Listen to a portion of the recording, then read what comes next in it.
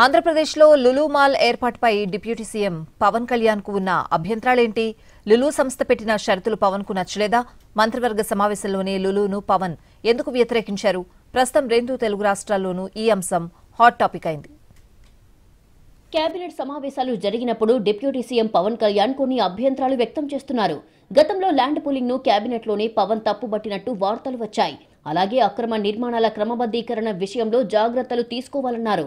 తాజాగా లులు సంస్థకు భూ కేటాయింపుల విషయంలో కూడా పవన్ కేబినెట్లో కీలక వ్యాఖ్యలు చేసినట్లుగా తెలుస్తోంది. లులు మాల్కు ప్రభుత్వం భూమి కేటాయించింది. అయితే ఆ సంస్థ ప్రభుత్వానికే షరతులు పెడుతోందట. కృష్ణా జిల్లా మల్లవల్లి మెగా ఫుడ్ పార్క్ లో లులు గ్రూప్ లో భాగమైన మెస్సర్స్ ఫెయిర్ ఎక్స్పోర్ట్స్ కు 7.48 ఎకరాలను కోర్ ప్రాసెసింగ్ సెంటర్ ఏర్పాటుకు లీజుకివ్వాలనే ప్రతిపాదన వచ్చింది. ఆ సమయంలో ఆహార శుద్ధి పేరిట అక్కడ ఏం చేస్తారో సమాచారం ఉందా అని పవన్ కళ్యాణ్ ప్రశ్నించారు. ఆహారాన్నే శుద్ధి చేస్తారని అధికారులు బదులిచ్చారు. ఆహార శుద్ధి అని ఊరికే అంటే కుదరదు. అసలక్కడ ఏ పని చేస్తారు? కూరగాయలు, పండ్లు సాగు చేస్తారా? ఉద్యానవన పంటలు సాగు చేస్తారా? లేక కబేళా నిర్వహించి గోవధ చేసి ఆ మాంసాన్ని ఎగుమతి చేస్తారా అని పవన్ సూటిగా ప్రశ్నించారు. గోవధ జరగడానికి వీల్లేదని, అందుకు తాము పూర్తి వ్యతిరేకమని స్పష్టం చేశారు. ఆ తర్వాత లులు గ్రూప్ వ్యవహార శైలి, దానికి భూ కేటాయింపులు, స్థానికంగా ఉద్యోగాల కల్పన, రెంటల్ అగ్రిమెంట్ల వంటి పలు కీలక అంశాలను పవన్ ప్రస్తావించారు. లులు గ్రూప్ లో స్థానికులకు ఎన్ని ఉద్యోగాలిస్తారు? విశాఖ, విజయవాడలో ఏర్పాటు చేసే మాల్స్ లో ఉద్యోగాలు ఎవరికి ఎన్నిస్తారు అని పవన్ కళ్యాణ్ ప్రశ్నించారట. లులు గ్రూప్ తమ సొంత మనుషులను ఉద్యోగాల్లో నియమించుకునే ఆలోచనలో ఉందని, ఇక్కడ కూడా అదే పరిస్థితి ఉంటుందా అని పవన్ అనుమానాలు వ్యక్తం చేశారట.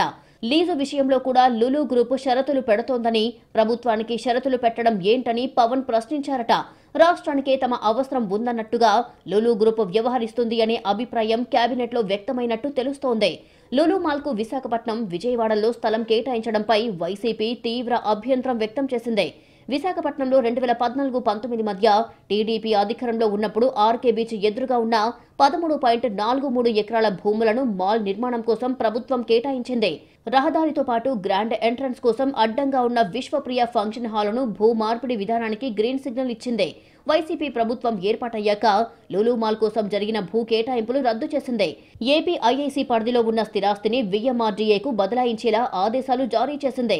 దీంతో పెట్టుబడుల ప్రతిపాదనలను ఉపసంహరిస్తున్నట్టు లులు అప్పట్లో బహిరంగంగా ప్రకటించి సంచలనం రేకెత్తించింది. కూటమి ప్రభుత్వం అధికారం చేపట్టిన తర్వాత లులు తెరపైకి వచ్చింది. హార్బర్ పార్క్ ఏరియాలో children's amusement park, food court, 8 స్క్రీన్లతో ఐమాక్స్ మల్టీప్లెక్స్లను నిర్మించేందుకు లులు సంస్థ ప్రతిపాదించింది. భారీగా రాయితీలు, మినహాయింపులు కోరింది. వీటన్నిటికీ సమ్మతించిన ఏపీ సర్కార్ ఈ ఏడాది మార్చి 26న జీవోఎంఎస్ నంబర్ 45 జారీ చేసింది.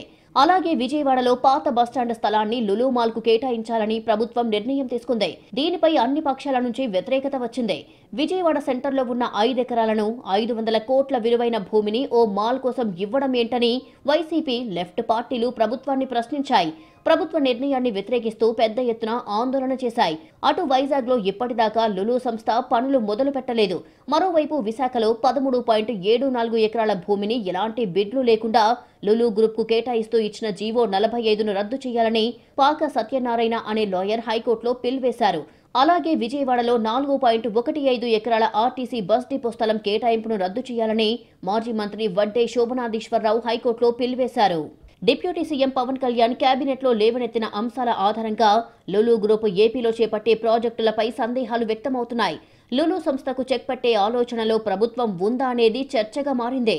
ఊరికే భూములను కేటాయిస్తే వచ్చే ఉద్యోగాలు ఎన్ని? మధ్యలో గోవధ టాపిక్ రావడంతో లులు మాల్స్ ఏర్పాటుపై సందేహాలు వ్యక్తమవుతున్నాయి.